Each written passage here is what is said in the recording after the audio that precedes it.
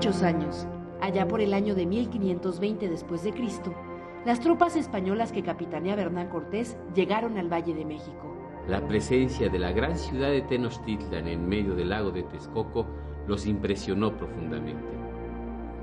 Escribe Bernal Díaz del Castillo que antes de llegar al gran templo pasaron por una plaza más grande que la de Salamanca y que entre ellos iban soldados que habían estado en Constantinopla, en Roma y en toda Italia y decían que jamás vieron una plaza tan hermosa.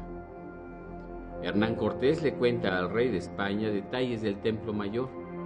Le dice que en esa gran ciudad habían muchos templos y que entre ellos destacaba el principal, para el que no había lengua humana que supiera describir su grandeza y particularidades. Remata diciendo que era más alto que la torre de la iglesia mayor de Sevilla.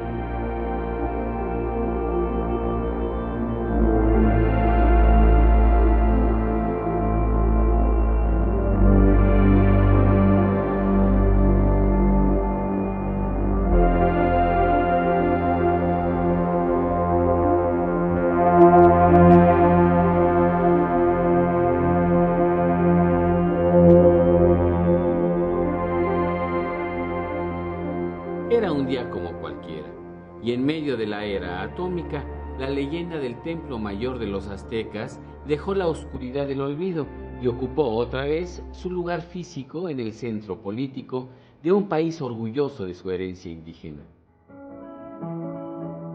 El 21 de febrero de 1978, en la esquina que forman las calles de Guatemala y de Argentina, en el centro de la Ciudad de México, trabajadores de la Compañía de Luz encontraron accidentalmente un gran monolito con relieves. Este monolito se encontraba por debajo del nivel actual de la Ciudad de México. Enseguida notificaron al Departamento de Rescate Arqueológico del Instituto Nacional de Antropología e Historia. Los arqueólogos identificaron al relieve como una representación de la diosa mexicana Coyolxauhqui. Así nació el proyecto del Templo Mayor, a cargo del arqueólogo Eduardo Matos Moctezuma. La excavación del Gran Templo Mayor se inició el 20 de marzo de 1978.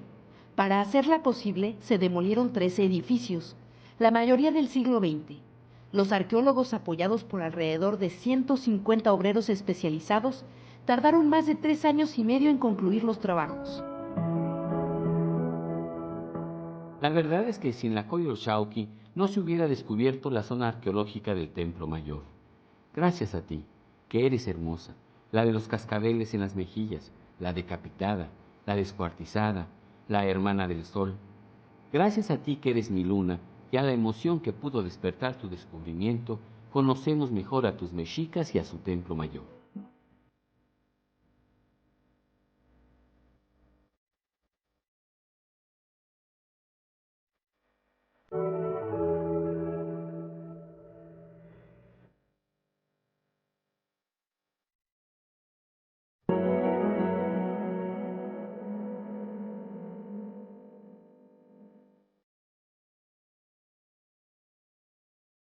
El Templo Mayor fue el corazón, el centro de la cosmovisión de los mexicas, pero no solamente fue el centro de sus creencias y la interpretación del universo que los rodeaba. El Templo Mayor también nos habla de aspectos económicos, formas del poder político y religioso, de las características militares y del control de otras áreas, de la importancia de la agricultura. En síntesis, el Templo Mayor no era solo un edificio religioso, más bien fue un sitio mágico donde el mexica nos dejó toda su concepción del universo y el testimonio de su existencia terrenal.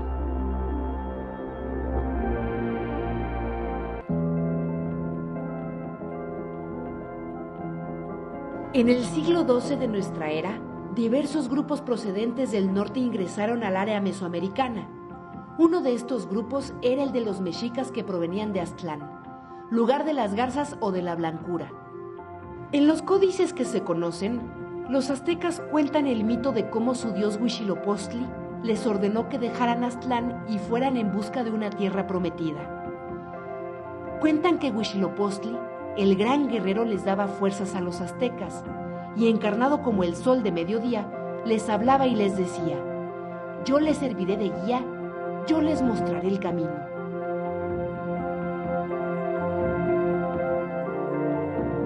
Este grupo tuvo una larga peregrinación que los llevó a Chicomostoc, lugar de las 7 cuevas, donde convivieron con otros grupos de habla náhuatl.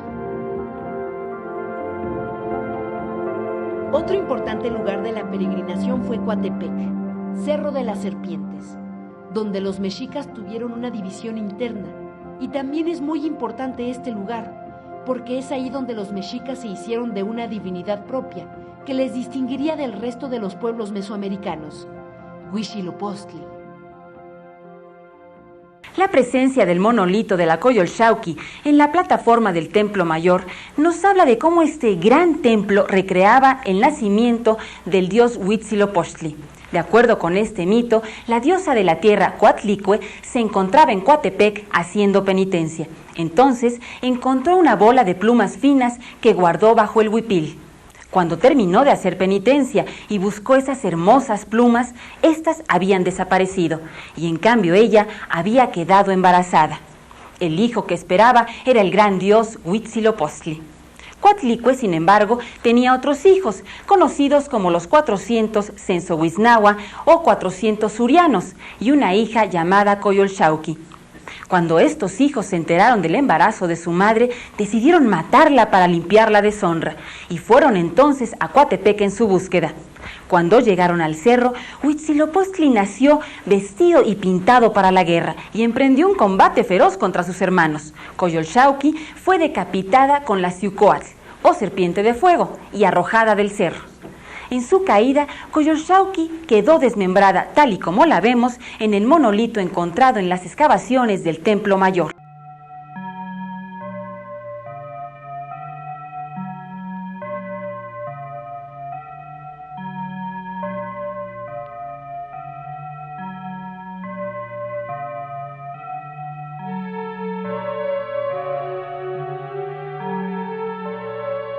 En la parte superior destaca el penacho, los cascabeles en las mejillas y la fuerza de las líneas. En su rostro se la representa muerta, pero conserva el carisma de la inmortalidad.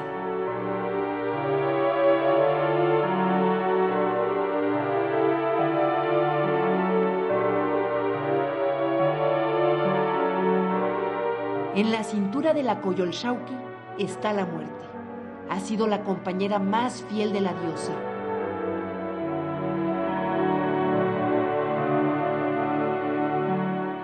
Cuenta la leyenda que Huitzilopochtli arrojó a su hermana del cerro de Coatepec y al caer se despedazó y quedó desmembrada. En la escultura está desmembrada. Brazos y piernas yacen separados del tronco. Sin embargo, el escultor la envuelve en la humildad y la ropa con la forma circular que simboliza lo divino, porque dice la leyenda que la Coyolxauhqui se convirtió en la luna, y sus hermanos, los 400 surianos, en las estrellas, y así vagan en la noche, apenados porque enfrentaron al sol.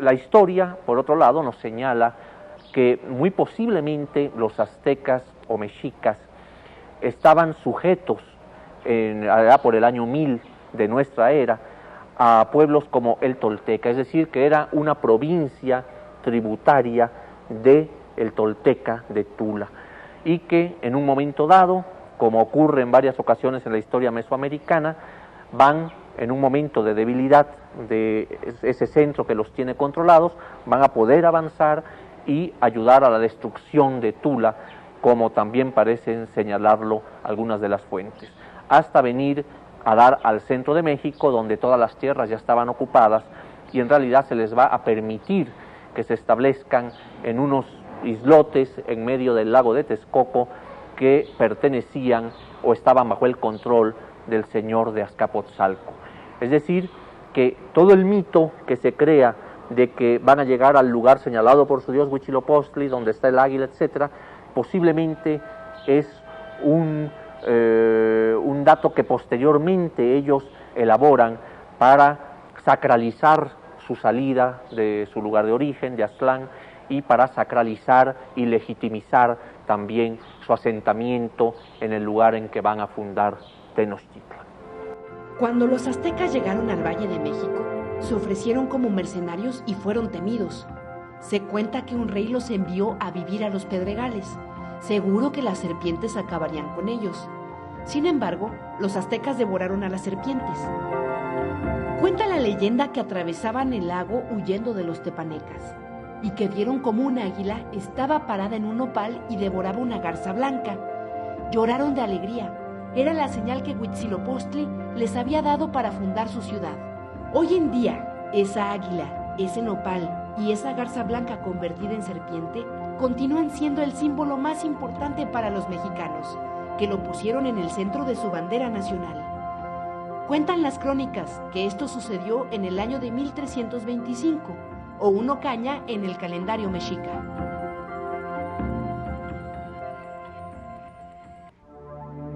A partir de que fundaron la ciudad de Tenochtitlan, los aztecas poco a poco dejaron de ser un pueblo pobre y sojuzgado, y se convirtieron en un imperio formidable. Obviamente con su templo pasó lo mismo. Empezó como una construcción muy pobre, hecha de lodo y piedras. A medida de que tuvieron más poder, lo ampliaron y enriquecieron. Arqueológicamente, se han definido 7 ampliaciones o etapas, siempre una arriba de la otra, siempre la última usando como base las anteriores.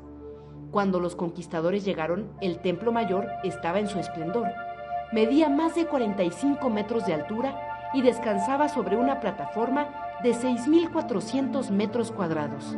Pero un día todo se acabó. Los españoles desecaron el lago, esclavizaron a la gente, robaron todo lo que pudieron y arrasaron la ciudad.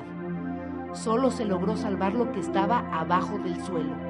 Sobre esas ruinas se construyó la ciudad colonial.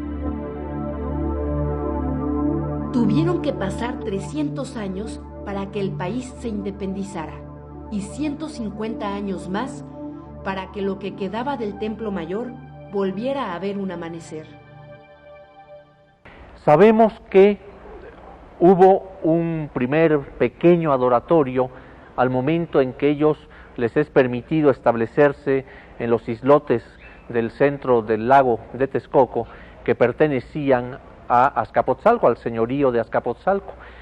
Entonces, al establecerse allí, dicen algunas de las crónicas que uno de los primeros pasos que hacen es empezar a construir el adoratorio a su dios Huitzilopochtli, el cual, por cierto, va a quedar establecido en el centro, en lo que va a ser el centro de su cosmovisión, el centro de su universo. Nosotros, arqueológicamente, hemos podido encontrar no esa primera etapa que debe estar mucho más abajo y que debió haber estado construida de material perecedero, de madera, de algunas piedras, en fin, pero sí pudimos encontrar el que está a mis espaldas y que corresponde ya a lo que hemos llamado etapa 2, que ubicamos provisionalmente hacia el año 1390 de nuestra era. De ser correcta esta fecha, pues correspondería más o menos a algunos de los primeros gobernantes mexicas, como Huitzilihuitl, como Chimalpopoca, puesto que tenemos algunos datos que nos indican que en el gobierno de Izcóatl, que entra a gobernar hacia 1427, ya a él le va a corresponder hacer una nueva ampliación del templo. También nos hemos basado en esa ampliación, en su fecha, que ubicaríamos hacia 1431 de nuestra era, por un glifo que se encuentra también en el templo de esa etapa constructiva.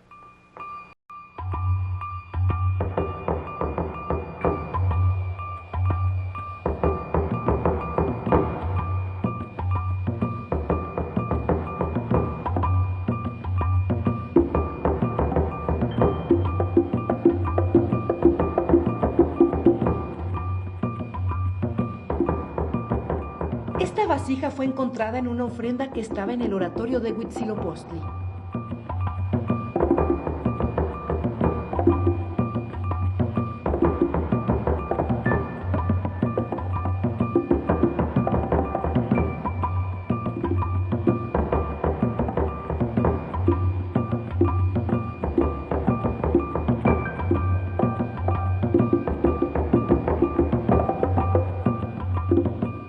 Tashucoatl, o espada de fuego, Huitzilopochtli degolló y venció a Coyolxauhqui y a sus 400 hermanos. Esta es una representación de la espada que, como almena, engalanaba el oratorio del dios.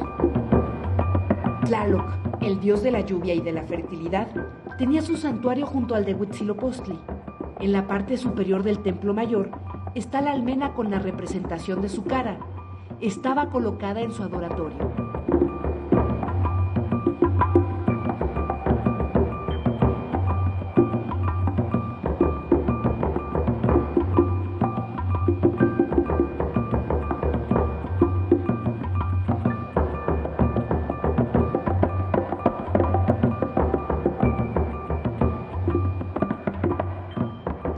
El águila representaba a Huitzilopochtli. Era el futuro imperial de los aztecas, pero primero debían liberarse. Estamos ante una nueva ampliación del Templo Mayor. En este caso es la etapa que hemos denominado como etapa 3, que hemos provisionalmente, por una serie de características y también por un glifo que hay en su parte posterior, que es un glifo 4 caña, que hemos ubicado este edificio como correspondiente al año 1431 aproximadamente. Y de ser correcto esto, pues estaríamos hablando del momento en que los mexicas se acaban de liberar de Azcapotzalco.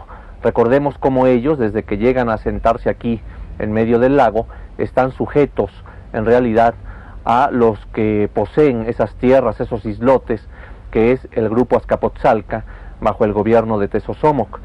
Entonces los mexicas, como tributarios de ellos, tenían que rendir un tributo que cada vez era más fuerte, más exigente por parte de Azcapotzalco. Sin embargo, los mexicas se organizan y entran finalmente en combate en contra de Azcapotzalco y logran así su independencia bajo el gobierno de Ixcoatl. Pensamos entonces que este hecho que ocurre hacia 1428 pues va a dar pie para que el Azcapotzalca, que ahora queda como tributario del mexica, se invierte en los papeles, ahora ellos puedan tener mano de obra para que construyan ya estos edificios y poder entonces ampliar su templo mayor.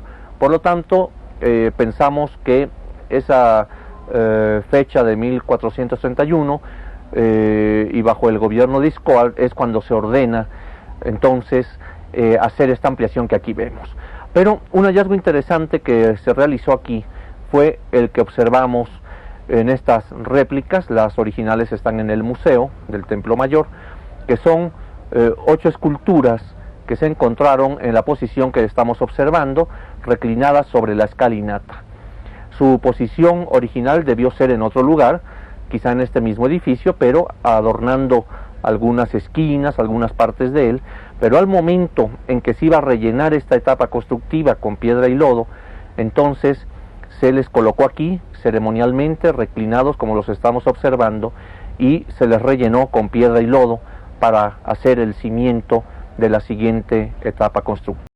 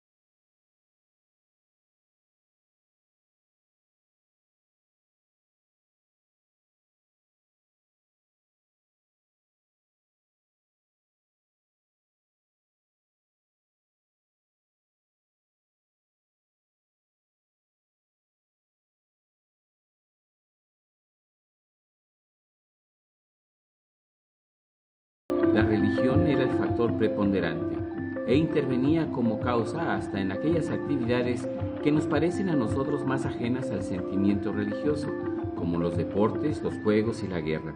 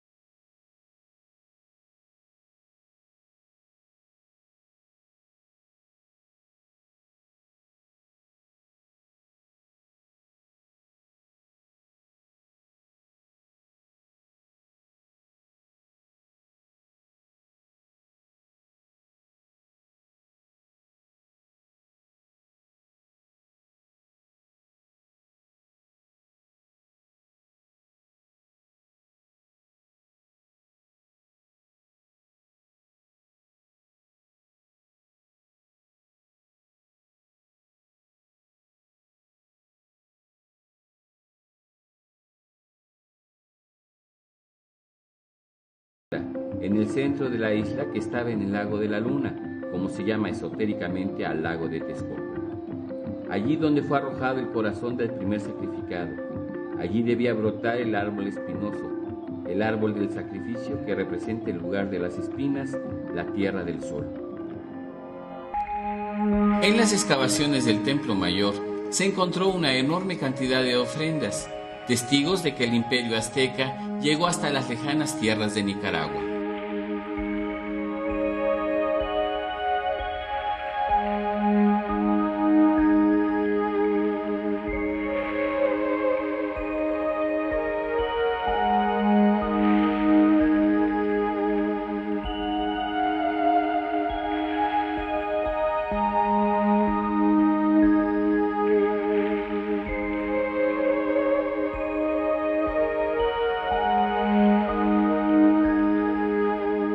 Los sacrificios humanos eran un tributo importante a los dioses, que se habían sacrificado a sí mismos para dar vida a los hombres y que ahora merecían ser compensados por ellos.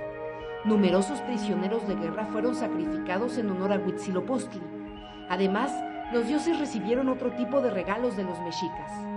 Estos fueron las ofrendas, muchas de ellas encontradas durante las excavaciones del proyecto del Templo Mayor.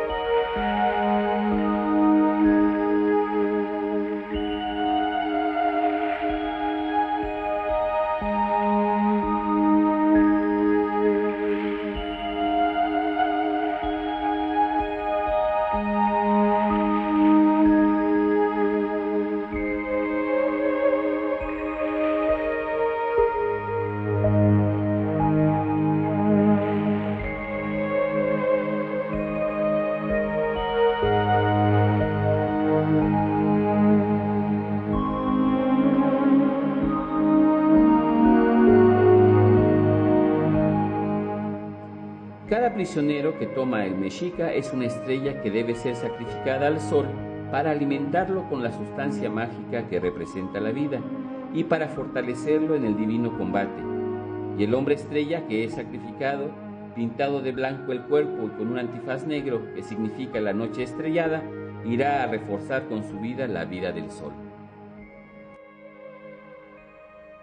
A través de la guerra, ellos podían ir a otras regiones, conquistarlas, apoderarse de los productos que había en esas regiones, imponer un tributo que sabemos era en ocasiones bastante fuerte, un tributo bastante amplio, que se aplicaba según la región. Si era una región tropical, por ejemplo, del área de Veracruz, del actual estado de Veracruz, que estaba bajo el control de ellos, pues entonces iba a consistir en maíz, en frijol, en productos del trópico, etcétera. Si era, por ejemplo, en el área de Morelos, de Guerrero, pues algodón, que no se cultivaba aquí en el altiplano.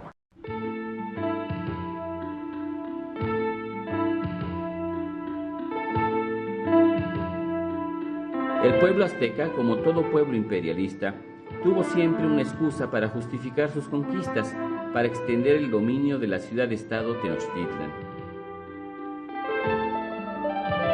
Pero siendo el azteca un soldado del sol, teniendo como tiene esa misión divina, debe también tener el premio. A él deben corresponder las cosas en general, lo bueno, lo plácido, lo fragante, la flor, el tabaco, el cantar.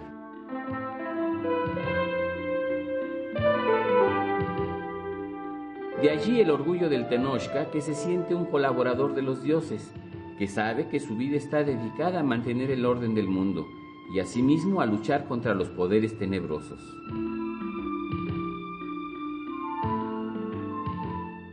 En cierto modo, de él depende que el universo siga existiendo, de él depende que los dioses reciban su alimento, que derramen sobre la humanidad el beneficio de sus dádivas, la luz del sol, la lluvia que se forma en los montes y riega el maíz, el viento que corre por las cañadas y que puede traer las nubes o convertirse en huracán.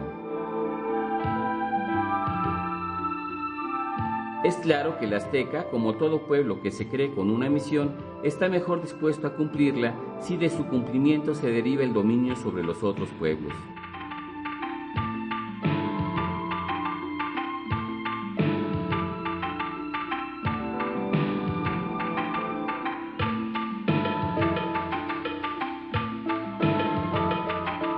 Pero frente a este ideal imperialista y religioso, siempre hay un sentimiento de pesimismo en el fondo del alma mexica.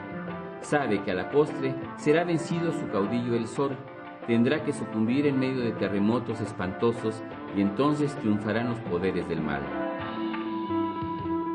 Estamos en una más de las ampliaciones del Templo Mayor, que como sabemos fue creciendo como si fuera una gran cebolla que se iba superponiendo una capa a otra. Y estamos ahora en lo que hemos denominado etapa 4B, es decir, una ampliación parcial, sobre todo de la fachada principal, y que es una de las más ricas en elementos. Por ejemplo, podemos observar aquí las representaciones de las grandes cabezas de serpiente que van muy relacionadas con el mito también que da o que simboliza el Templo Mayor, es decir, todo el mito de lo que ocurre en Coatepec, en el Cerro de las Serpientes. De allí que esta presencia de los ofidios pues sea tan importante en un contexto como el que estamos viendo. Desde la fundación de México en Tenochtitlan, en 1325, los mexicas construyeron un templo dedicado a sus dos principales deidades, Huitzilopochtli y Tlaloc. El templo fue ampliado en 7 ocasiones por sus 4 costados y en otras ocasiones en la fachada principal. Estas ampliaciones se debían principalmente a 2 causas. Una de ellas era las constantes inundaciones que sufría la ciudad debido a los asentamientos del terreno. Otra causa importante era el deseo de los monarcas mexicanos de tener un templo cada vez más grande y más rico. El Templo Mayor es la representación de Coatepec, el cerro donde Huitzilopochtli venció a su hermana Coyolxauhqui. Coatepec significa cerro de serpientes.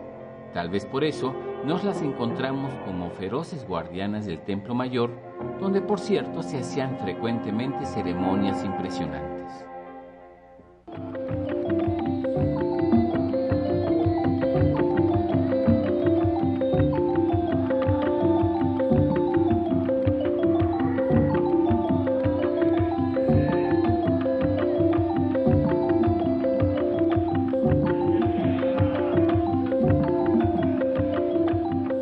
Cada dios Tezcatlipoca. Debía de ser de noble alcurnia, joven y bien parecido. A este hombre se le trataba y se le educaba como a un príncipe.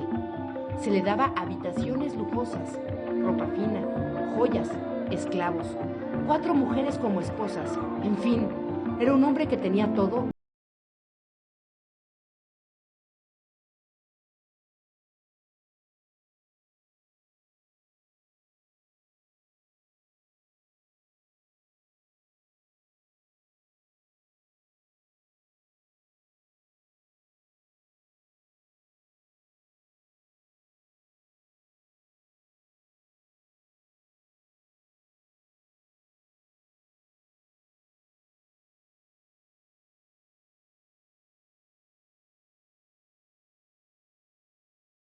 Mayor, y en su camino rompía las flautas de barro que los distinguían.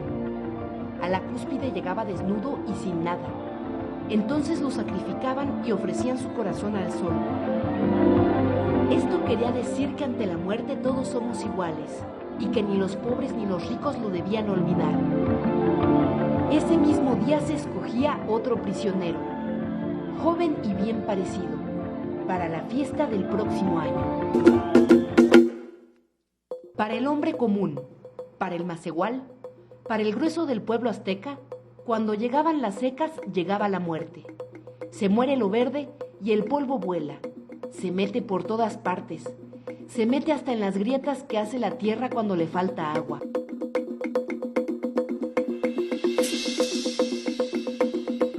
Parece que los muertos quieren volar y revivir. Por eso en las secas los aztecas dejaban los cultivos y se vestían para la guerra.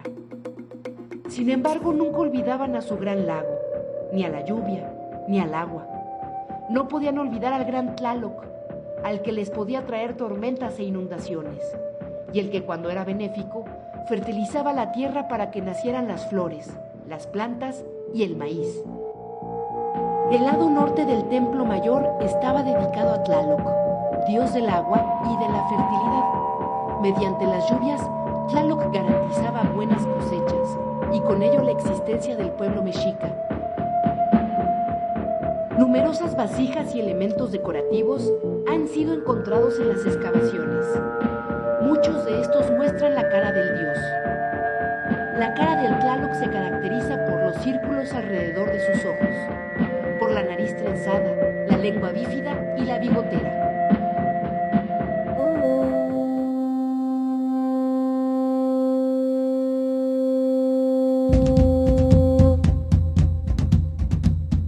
Tlaloc, Tajín, Cosijo, Chac, son los nombres con los que los mexicas, totonacas, zapotecas y mayas designaban al dios de la lluvia y la fertilidad.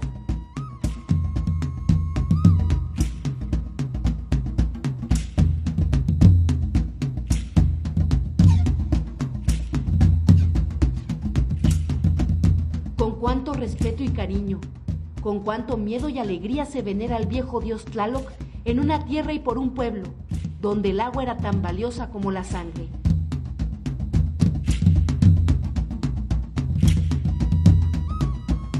Yo fui a ver a Tlaloc y él me llamó y me dijo, pues ha llegado acá Huitzilopochtli.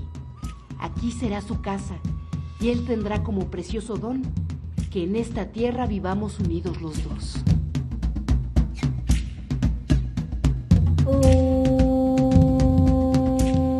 Sabemos que el Templo Mayor estaba constituido por un gran basamento de 4 cuerpos y en la parte superior 2 adoratorios en honor a Tlaloc y a Huitzilopochtli. En una de las etapas constructivas del Templo Mayor pudimos encontrar los vestigios precisamente de esos 2 adoratorios de la parte superior. Así podemos ahora conocer que, por ejemplo, en el del lado de Tlaloc, que es en el que nos encontramos ahora, había diversas características de estos adoratorios.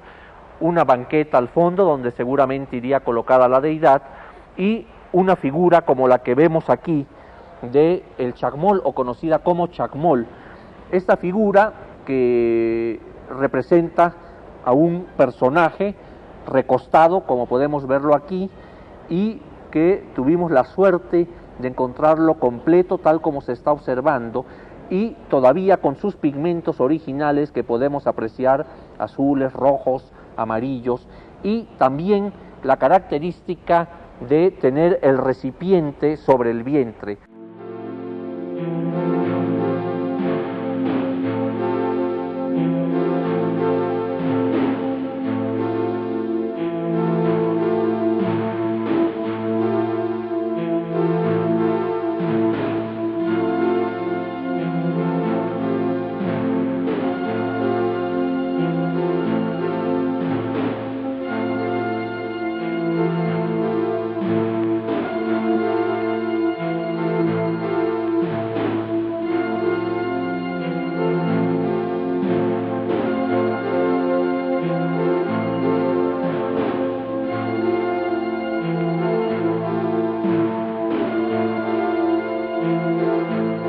La principal actividad económica de los mexicas era la agricultura, y era a ella que se dedicaban el mayor número de los pobladores de la ciudad.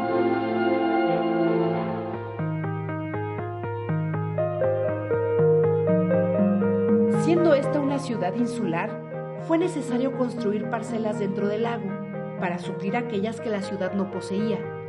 Estas parcelas eran las chinampas, que estaban comunicadas por canales que permitían transportar los productos mediante canoas.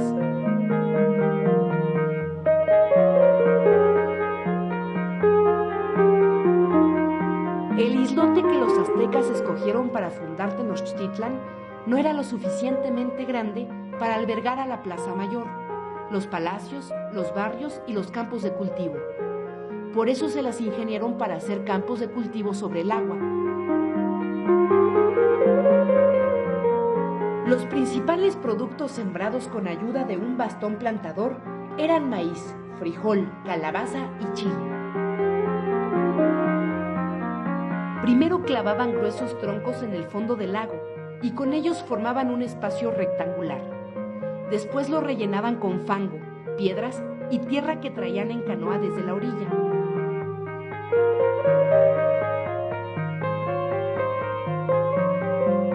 Así, poco a poco, fueron creando alrededor del islote original una intrincada red de canales entre terrenos muy fértiles llamados chinampas, en donde se cultivaba mucho de lo que la ciudad consumía.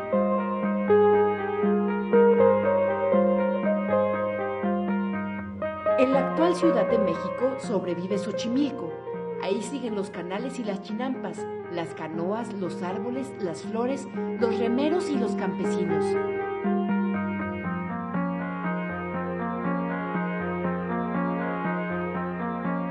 Si uno apela a la imaginación, aquí está todavía un momento cotidiano de la vida de los mexicas.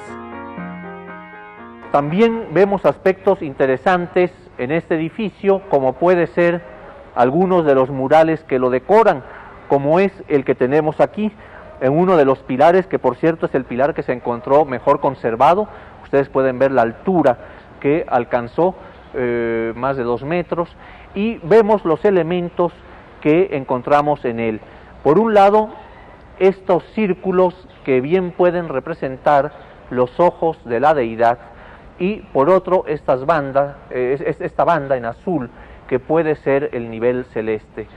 Después vemos una gran banda en tono rojo y después bandas verticales que caen en blanco y negro, que seguramente están representándonos de una manera simbólica a la lluvia. Este lado de Tlaloc, del dios de la lluvia, del agua, se complementa con el otro adoratorio que también estaba al lado, hacia el lado sur, digamos, en donde tenemos todo lo relativo a Huitzilopochtli, es decir, al dios de la guerra, al dios solar de los mexicas. Y como elemento importante podemos observar aquí algunas de sus características, como es, por ejemplo, tanto el interior y esta pieza que tenemos aquí, que es la piedra de sacrificios, una piedra que se encontró tal como la estamos observando y muy sencilla, hecha de tezontle, pero con una función muy importante que era la de sacrificar aquí en la parte superior a diversos individuos. Sabemos cómo ese sacrificio revestía todo un simbolismo y era en cierta forma muerte para dar vida.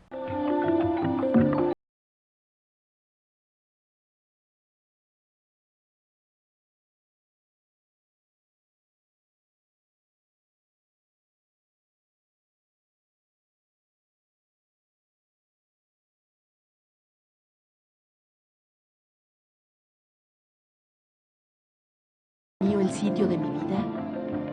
¿Dónde era mi verdadera casa? ¿Dónde mi mansión precisa está? Yo sufro aquí en la tierra. No es verdad que vivimos. No es verdad que vinimos a adorar sobre la tierra. He de dejar las bellas flores. He de bajar a los reinos de las sombras.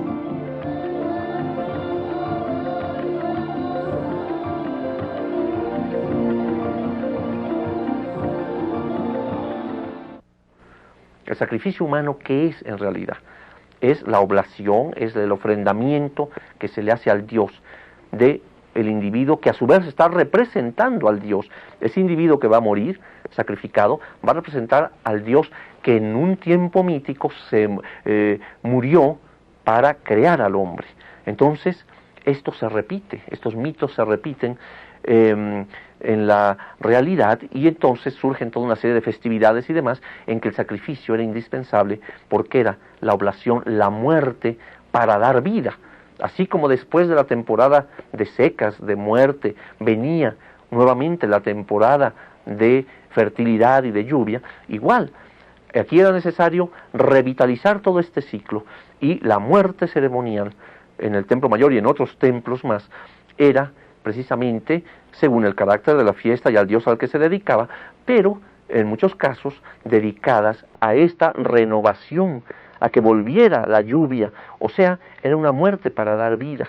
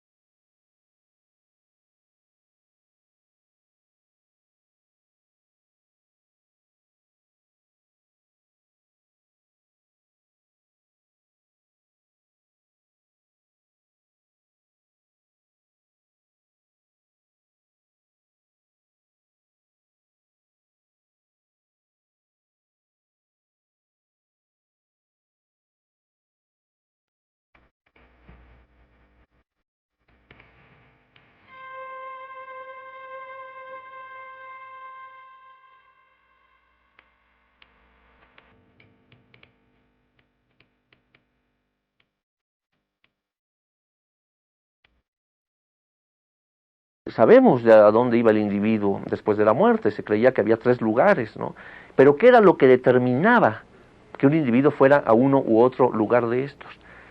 Era la forma en que se moría. Si se moría en combate, en sacrificio, se iba a acompañar al sol, al dios guerrero. Si se moría en relación al agua, ahogado, etc., se iba al Tlalocan, al paraíso del dios Tlaloc, a un lugar de verdor constante. Y eso es lo que está en el templo. Tlaloc y Huitzilopochtli, el sol y Tlaloc y el Tlalocan. Entonces, a quienes morían de una muerte natural, que no tenía nada que ver con estas otras formas de muerte, irían al Mictlán. Pero esto nos pone en una conceptualización en la vida de ellos, de ese universo cambiante, cíclico, ¿verdad?, que lo que depara el lugar, por ejemplo, para ir después de la muerte, no es un concepto moralista, como lo es en el cristianismo, por ejemplo, en Occidente. En Occidente, nosotros pensamos a través de las diversas religiones cristianas que es digamos, el comportamiento del individuo en la tierra lo que va a determinar su más allá. Si se porta bien, se va a salvar, va a ir a gozar. Si se porta mal, va a ir a sufrir. Ese es el comportamiento, hay todo un código moral en esto. En el mundo prehispánico no existía ese concepto de esa manera. Allí era el género de muerte el que iba a determinar el lugar al que el individuo iba.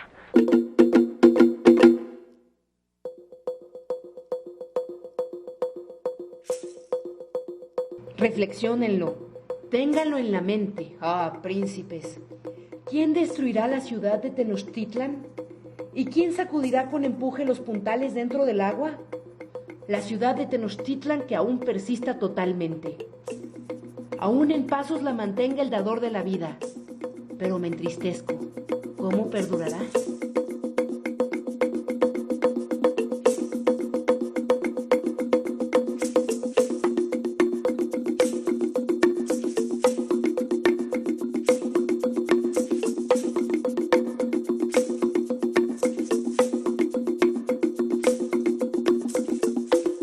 Durante el gobierno de Izcoatl, el pueblo mexica se liberó del dominio de Azcapotzalco. Con la formación de la Triple Alianza, Tenochtitlan, Texcoco y Tacuba, los mexicas fueron convirtiéndose en una verdadera potencia militar. La guerra permitió a la gran ciudad de México, Tenochtitlan, obtener tributos de los pueblos conquistados, además de que les permitió mediante los prisioneros de guerra hacer sacrificios a su dios Huitzilopochtli.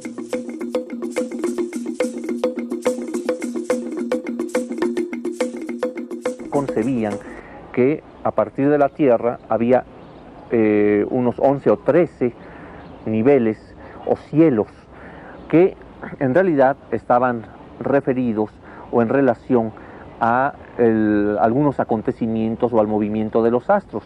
Por ejemplo, un cielo de estos era por donde pasa la luna, otro por donde pasa el sol, el lugar donde se forman las tempestades, etcétera, etcétera. Así hasta llegar al 13º nivel, que era el lugar donde estaba la dualidad, el Omeyocan, el lugar 2, el lugar de la dualidad, donde presidían los dioses principales, los dioses creadores, etc.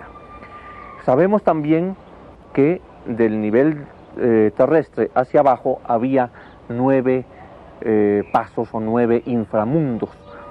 Es lo que el cronista, el fraile, confundió con infiernos, que no era ese el concepto en el mundo prehispánico. Estos 9 niveles del inframundo eran muy interesantes, muy importantes, porque hemos investigado que se relacionan con el nacimiento. Es decir, estos 9 pasos podemos explicarlos como los 9 momentos de detención menstrual que era el signo de que la chica estaba esperando, de que la chica estaba embarazada. Entonces, con las detenciones menstruales cada mes, se iba dando paso al crecimiento del feto, el niño se iba conformando, etcétera, hasta que a la 9ª detención nacía. No hablo aquí de que al 9º mes, porque los meses nahuas eran de otro tipo, eran de menos días que los nuestros. Me refiero a las 9 detenciones menstruales. Ahora, ¿qué ocurre cuando ese individuo nace y, digamos, lo que precede el nacimiento es la salida del líquido amniótico, lo que se llama comúnmente como que se rompe la fuente, que sale este líquido precediendo al parto? Entonces, lo que ocurre es esto: el niño nace dentro de todas esas peripecias y demás, y entonces al morir el individuo tiene que regresar, tiene que hacer el camino inverso al lugar de origen, a la matriz universal. Entonces tiene que pasar también por 9 problemas, por 9, digamos, dificultades para volver a llegar a ese lugar de origen. Y entonces no es de extrañar que así como el agua, que es el líquido que sale de la madre, es lo que indica que va a nacer el niño. Ahora, a la inversa, el río de agua va a ser el primer paso que el individuo muerto va a recorrer, por así decir, en sentido inverso, para llegar a esa matriz original.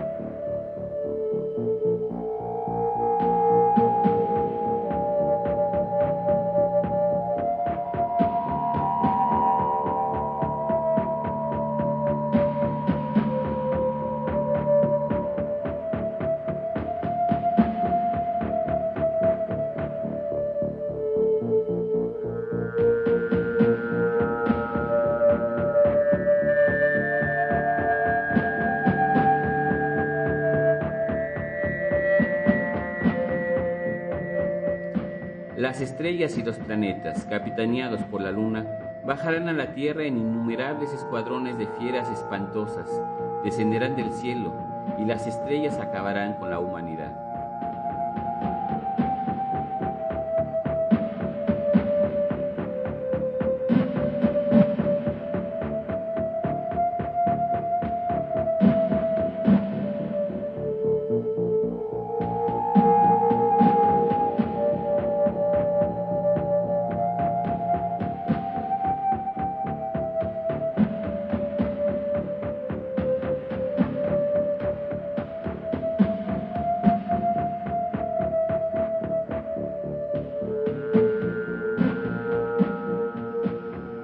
Este profundo sentimiento melancólico contrasta con el enérgico concepto de ser el pueblo elegido.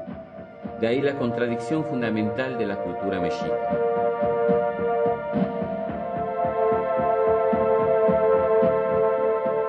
En tierra de flores vivimos.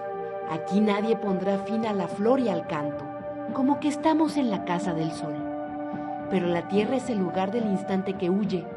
Ya no será lo mismo en la región del misterio. ¿Acaso hay alegría? ¿Acaso hay amistad ahí? ¿Es que solo hemos venido a conocernos en la tierra?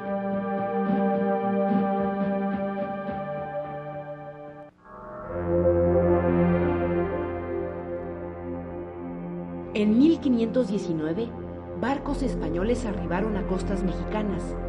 Pronto los españoles habían llegado a la gran Tenochtitlan, capital de los aztecas. Sus afanes de dominio y poder los hicieron entrar en guerra con los mexicas.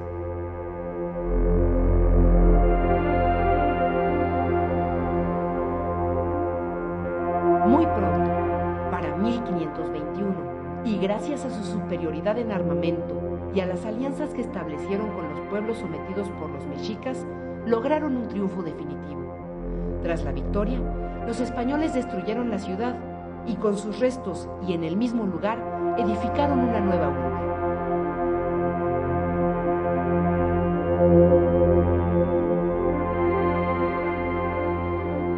No pudieron los mexicas defenderse de la pólvora de los cañones, ni de los mosquetes. No pudieron defenderse del acero de las espadas, ni de las armaduras. Sucumbieron ante la fuerza de los caballos y el dolor de la viruela. Se acabó su idioma, sus costumbres. Se murieron los nombres de sus dioses.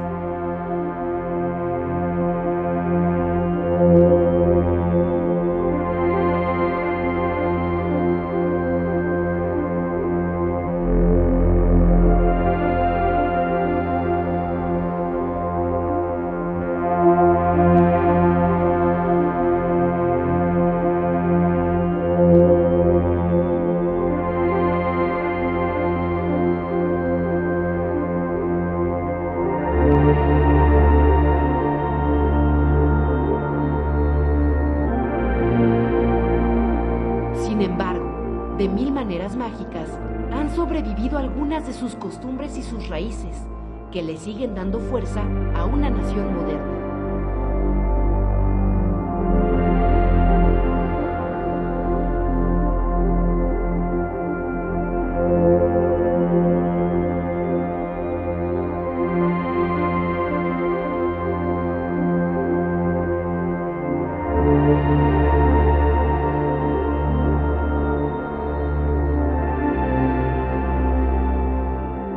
Los occidentales pudieron derrotar y aniquilar una cultura, pero el hecho de que el agua siga corriendo en los ríos y llenando los lagos siempre nos hablará de Tlaloc.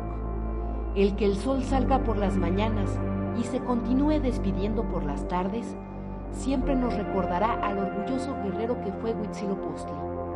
La luna siempre nos recordará a la Coyolxauhqui y las estrellas a los Ensohuiznahua. Sea como fuere, esas ideas nos siguen alumbrando.